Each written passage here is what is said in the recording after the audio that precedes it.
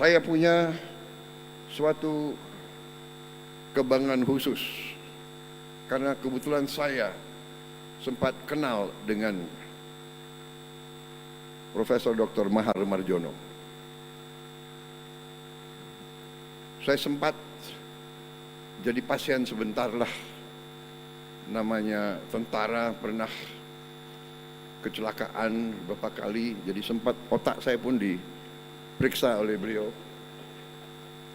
diketok-ketok di sini dan di sana. Saya kenal Profesor Mahar Mardjono dan waktu itu saya ingin katakan kepada generasi penerus, Profesor Mahar Mardjono waktu mudanya adalah pejuang, ikut angkat senjata. Karena dulu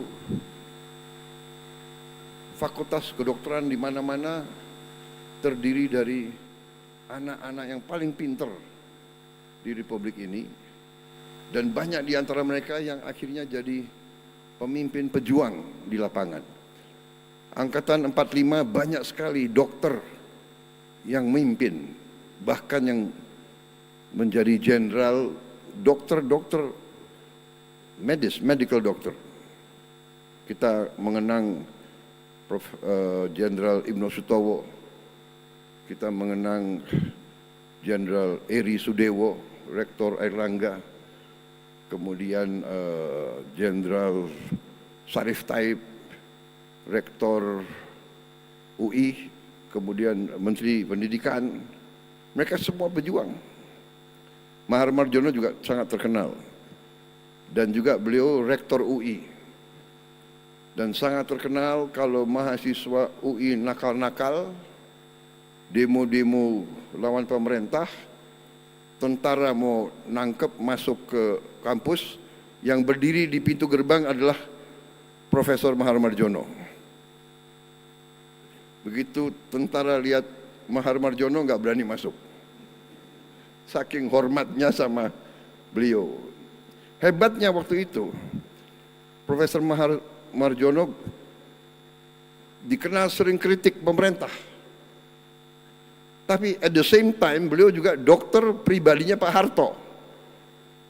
Itulah seni ya zaman itu, bagaimana bisa berperan.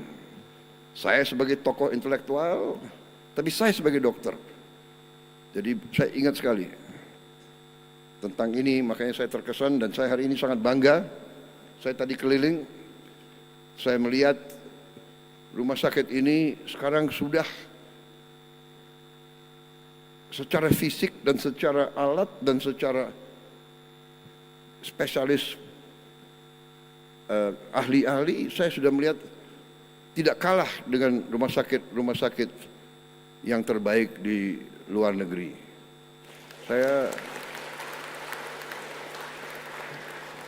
kadang-kadang bangsa Indonesia ini mungkin sisa dari nggak tahu apa ya, kita punya sifat mungkin rendah diri, kadang-kadang tidak menghargai prestasi bangsa kita sendiri.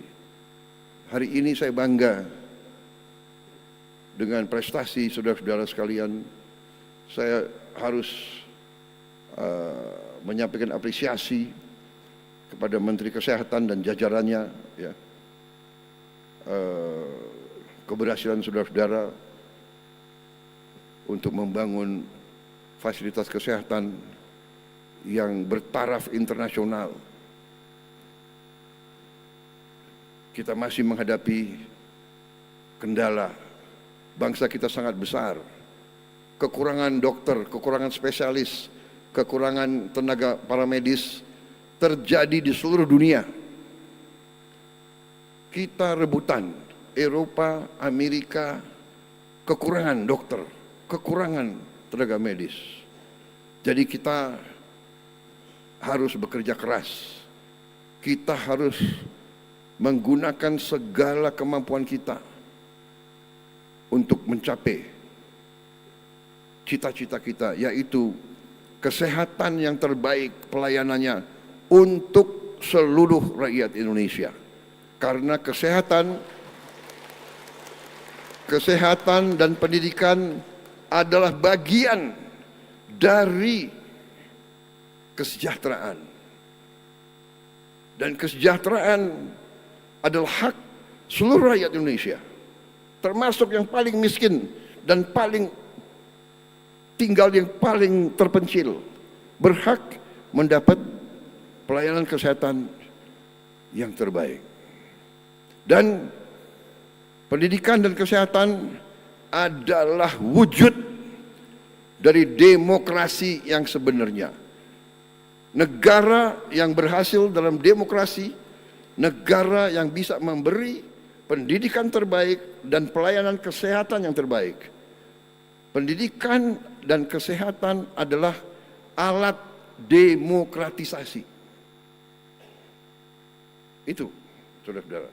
Mengapa pemerintah, siapapun yang memerintah, siapapun wajib memperjuangkan pendidikan yang terbaik dan kesehatan yang terbaik, dan pendidikan yang terbaik dan kesehatan yang terbaik hanya bisa diwujudkan kalau tidak ada korupsi, kalau tidak ada manipulasi, kalau tidak ada kebocoran.